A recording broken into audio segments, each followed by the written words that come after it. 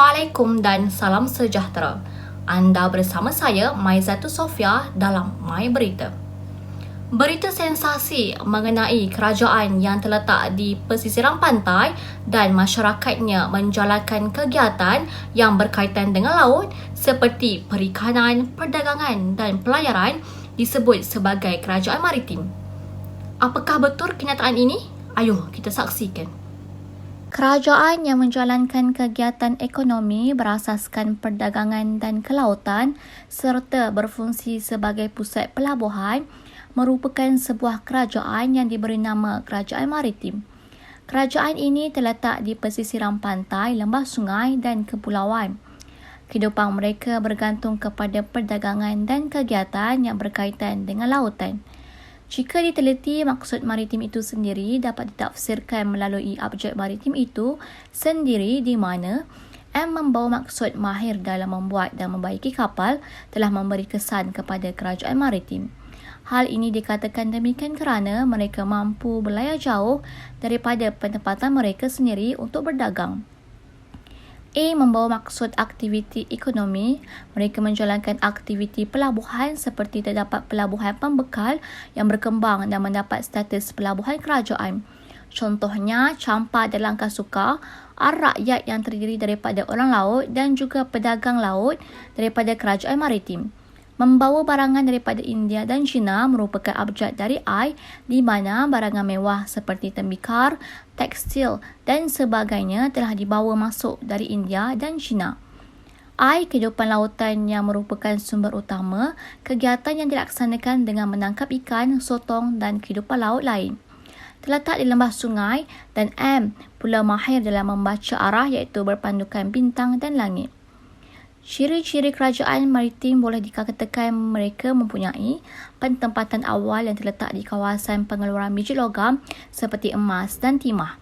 Terdapat penempatan yang berkembang menjadi tempat kegiatan perdagangan dan sebagai pelabuhan pembekal.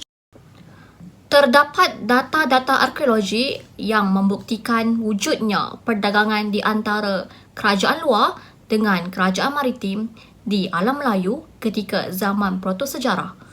My Berita membawakan kepada anda. Perdagangan merupakan aktiviti terpenting bagi masyarakat maritim di dunia Melayu kerana mereka tinggal di pesisiran pantai dan muara sungai. Manakala pelayaran merupakan kemahiran yang dimiliki oleh masyarakat maritim. Antara kemahiran masyarakat maritim ialah mahir dalam selok-belok laut, boleh membina kapal mereka sendiri dan mahir berdagang. Pembinaan kapal membolehkan masyarakat maritim mampu berlayar ke negara timur dan barat. Dari situ menjadikan masyarakat maritim menjadi masyarakat berfikiran terbuka dan boleh berdikari. Perdagangan yang dijalankan oleh kerajaan maritim bukan sahaja dengan pedagang di kepulauan dan Asia Tenggara, malah pedagang dari barat dan timur seperti India dan Parsi. Hal ini boleh dibuktikan dengan jumpaan arkeologi seperti pasu, duit shilling dan sebagainya. Terdapat data-data arkeologi yang membuktikan wujudnya perdagangan di antara kerajaan luar dengan kerajaan maritim di alam Melayu ketika zaman protosejarah, iaitu mereka menjalankan perdagangan secara kecil-kecilan yang mana perdagangan awal berjalan antara negeri-negeri dan merupakan aktiviti pertukaran barang antara kawasan tanah pamah dengan kawasan bukit atau antara penduduk kawasan pedalaman dengan kawasan pesisiran. Namun begitu, corak aktiviti perdagangan berubah dari masa ke masa yang mana telah wujud banyak pelabuhan yang menjadi pusat kepada aktiviti perdagangan dan memudahkan aktiviti perdagangan dijalankan. Kewujudan pelabuhan bermula daripada pelabuhan kecil kerajaan sehingga kepada pelabuhan besar Interport. Aktiviti perdagangan yang dijalankan di pelabuhan Interport yang menjadi pusat perdagangan penting yang mana mereka menjalankan perdagangan dengan perdagangan tempatan yang berada di sekitar Kepulauan Melayu. Pedagang Asia Tenggara malah pedagang asing seperti India, China, Arab dan Barat yang berlayar dari barat dan timur untuk berdagang di Kepulauan Nusantara. Aktiviti perdagangan di Asia Tenggara dibahagikan kepada 5 zon penting meliputi zon dan rangkaian Laut Cina, zon Laut Cina Selatan, rangkaian Laut Selatan Melaka, zon rangkaian Laut Sulu dan Borneo dan rangkaian Bengkal. Setiap zon menjalankan aktiviti perdagangan yang berbeza dan komoditi yang dieksport juga berbeza antara satu sama lain. Setiap zon mempunyai kepentingan dan kelebihan yang tersendiri yang menjadikan zon tersebut terkenal kepada perdagangan dan pelayaran dunia dan pelayar asing. Melalui rangkaian Laut Cina Selatan, ia merupakan perhubungan antara Asia Tenggara dengan Timur Barat yang mana Laut Cina Selatan merupakan jalan utama untuk pelayaran dan pedagang, manakala zon kedua iaitu rangkaian Laut Jawa di mana bahagian ini banyak menghasilkan komoditi untuk dieksport ke luar negara. Antara jenis komoditi yang dihasilkan seperti pokok gaharu, kayu cendana dan rempah ratus, seperti bunga cengkir yang diperoleh dari Pulau Sundal, Maluku, Kepulauan Borneo Timur, Jawa dan Kepulauan Sumatera Selatan. Seterusnya, laluan Selat Melaka yang menjadi pusat perdagangan penting Asia Tenggara kerana kedudukan yang berada di tengah antara selatan Kepulauan Sumatera, barat Borneo, Jawa, pulau di bahagian timur, Semenanjung Tanah Melayu dan pedalaman Sungai Chao Phraya merupakan kawasan yang menjadikan zon perdagangan Melayu yang penting pada abad ke-15 terutama kepada Pelabuhan Melaka dan menjadi pusat perdagangan penting. Manakala rangkaian Laut Sulu dan Borneo merupakan laluan kepada pelaut Cina untuk pergi ke Kepulauan Rempah. Kawasan ini penghubung kepada perdagangan Cina dan pulau-pulau rempah di Asia Tenggara. Selain itu, pedagang Cina berdagang ke Asia Tenggara bagi mengembangkan produk Cina di pasaran Asia Tenggara iaitu porselin dan sutera. Hai sekali, Kepulauan Bengkal merangkumi Burma, Cambodia, dataran Thailand, Semenanjung Tanah Melayu, Kepulauan Sumatera Barat dan Utara, Timur India, Kepulauan di Selatan dan Sri Lanka. Bahagian utara dan pantai Sumatera menjadi penting selepas 1,300 tahun disebabkan permintaan tinggi lada hitam. Oleh itu, pelabuhan di Sumatera Pasai di pantai timur laut menjadi pembekal lada hitam untuk pedagang timur dan barat. Berita seterusnya. Pembuatan tembikar mempunyai sejarah perkembangan dan teknologi pembuatan yang tersendiri mengikut kronologi zaman. Malaysia merupakan salah sebuah negara yang mempunyai hasil seni khasnya kraft tangan yang tinggi nilainya. Hasil seni kerja tangan manusia yang terawal dicipta di negara ini adalah sejak zaman prasejarah lagi. Penemuan artifak-artifak seperti sepihan-sepihan tembikar, senjata perkakas hiasan dan alat masakan merupakan bukti yang boleh menggambarkan manusia pada zaman itu telah mula membuat kerja-kerja membentuk pasu dari tanah liat, menukang, mengukir dan membuat perahu dengan menggunakan teknologi. Salah satu daripada kraft tangan warisan Melayu yang dihasilkan menggunakan teknologi adalah tembikar. Bagi memastikan kelangsungan warisan seni ini diteruskan, pelbagai teknologi digunakan dalam penghasilannya. Penghasilan tembikar dipercayai merupakan kerja tangan manusia yang tertua di dunia. Sebelum manusia berjaya mencipta barangan tembikar, mereka terlebih dahulu mula berjinak-jinak dengan tanah liat sejak zaman prasejarah. Era politik iaitu antara 30,000 Masihi hingga 7,000 Masihi yang lalu dengan mula menepek-nepekkan tanah liat untuk menghasilkan imej dalam gua batu seperti yang pernah dijumpai di Perancis kira-kira 13,000 sebelum Masihi. Di Malaysia, zaman Neolitik merupakan zaman penemuan tembikar-tembikar Melayu primitif yang lebih sempurna bentuknya seperti di Gua Chah dan Gua Musang, Ulu Kelantan, Cenderam Hilir di Selangor dan Bukit Tengku Lembu, Perlis. Kebanyakan tembikar prasejarah yang ditemui mempunyai ciri, bentuk, saiz dan pelbagai ragam hias. Dari aspek ragam hias, kebanyakan permukaan tembikar zaman Neolitik dihiasi dengan corak cap tali dan ahli arkeologi berpendapat hiasan ini dibuat dengan menggunakan pemukul kayu yang digores. Penemuan tembikar-tembikar prasejarah ini masih dijumpai oleh ahli arkeologi tempatan seperti tembikar berkaki 3 di Hilir Cenderam, Dengkil.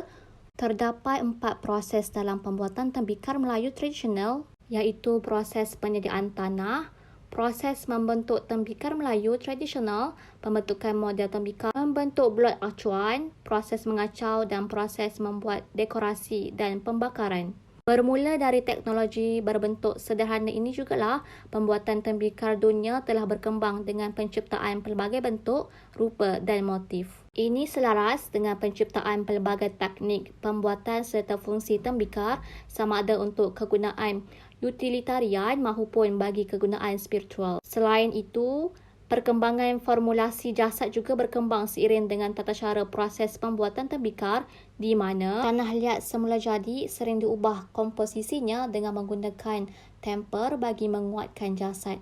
Dengan adanya peralatan teknologi moden yang dapat membuktikan proses-proses ini berdasarkan kepada fakta dan tidak hanya kepada sesuatu andaian, pengkaji terhadap tembikar mula dikaji dalam pelbagai sudut. Menurut Chopper, pada tahun 2000 sehingga akhir tahun 1950-an, pengkajian terhadap tembikar yang sebelumnya hanya dirujuk sebagai bahan pentarihan telah mula dinilai dari pelbagai perspektif. Ini termasuklah dari segi kepentingannya, proses pembuatannya, pembuatan tembikar menggunakan teknik binaan tangan serta teknologi pengacarnya. Dari sini juga pengkaji tembikar telah berkembang dalam bidang sains kemasyarakatan khususnya dalam bidang antropologi, sosiologi, sejarah dan kesenian. Seiring dengan perkembangan tembikar global sejak dari zaman prasejarah, Malaysia turut mempunyai sejarah tembikarnya yang tersendiri bermula kira-kira 7,004 tahun yang lalu dengan penciptaan tembikar bagi tujuan yang sama iaitu untuk kegunaan harian dan spiritual. Ciri-ciri penghasilan tembikar yang mewarisi teknologi sederhana ini masih dapat dilihat hingga kini melalui penghasilan tembikar tradisional yang diusahakan di beberapa buah tempat di Perak, Pahang, Kelantan, Sabah dan Sarawak. Berita melaporkan tapak-tapak prasejarah di Malaysia yang mempunyai jumpaan tembikar. Mari kita saksikan. Kebanyakan tapak-tapak gali cari arkeologi terutamanya semasa zaman protosejarah menjumpai banyak serpihan tembikar tanah. Jumpaan tembikar tanah di tapak-tapak arkeologi di Semenanjung Malaysia kebanyakannya berada dalam serpihan-serpihan pelbagai saiz dan memerlukan para pengkaji untuk mencantumnya semula.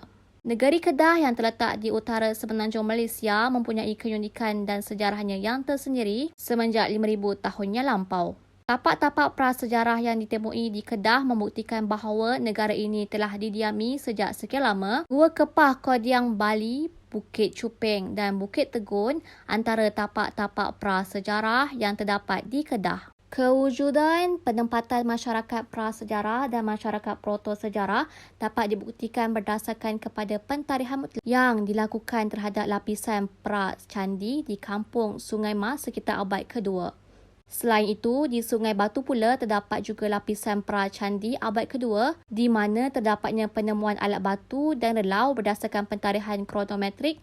Penemuan arkeologi di tapak Gua Kepah seberang perai yang merupakan sebuah tapak kebudayaan Hobobian membuktikan bahawa era kebudayaan Hobobian turut mengambil tempat di Kedah Tua. Selain itu, antara jumpaan lain yang ditemui di tapak-tapak Neolitik juga adalah tembikar tanah yang kebanyakannya adalah dalam bentuk serpihan yang bercorak kord merkuit batu. Tembikar jenis kord merkuit banyak ditemui di tapak-tapak zaman Neolitik. Beberapa ciri tembikar zaman Neolitik yang dikenal pasti adalah seperti berwarna gelap, permukaannya kasar disebabkan oleh tanah yang digunakan dicampur dengan pasir dan mempunyai permukaan licin. Tembikar tanah yang ditemui ini juga terdiri daripada pelbagai bentuk seperti silinder, berkaki. Kemudiannya, Choligans juga telah melakukan penyelidikan arkeologi di Gua Kelawar dan Gua berjaya menemui tembikar tanah di samping jumpaan lain seperti alat batu paleolit, kapak batu. Seterusnya pada tahun 1951, William Hans telah melakukan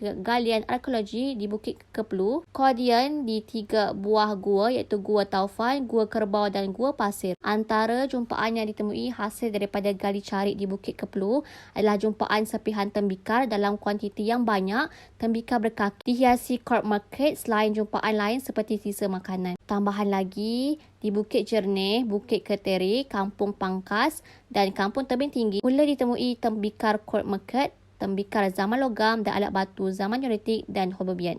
Sekian daripada saya, Maizatul Sofia dari My Berita.